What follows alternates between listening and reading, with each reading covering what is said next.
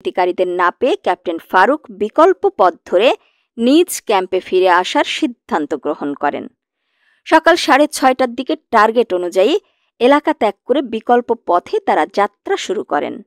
তীব্র শীতে ছড়ার পানি বরফের মতো ঠান্ডা অনুভূত হচ্ছিল।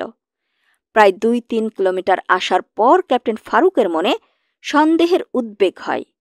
তিনি পুরো টহল দলকে আরও সতর্কতার সাথে পথ চলতে বললেন। চলার পথে পাহাড়ের বাঁক ঘোরার সাথে সাথেই ঘন কুয়াশায় কিছু জলপাই রঙের পোশাক এবং লোকজনের চলাফেরা দেখা যায়। এ সময় তিনি প্রথমে স্কাউটকে পজিশনে থেকে পর্যবেক্ষণ করার নির্দেশ দেন। এরপর পেছনের সমস্ত টহল দলকে যার যার পজিশনে তৈরি হওয়ার জন্য আদেশ দিলেন। স্কাউট দলকে পজিশনে রেখে পাহাড়ের রিভার স্লোপের আড়াল থেকে উঁকি দিয়ে তিনি দুষ্কৃতিকারীদের অবস্থান লক্ষ্য করলেন।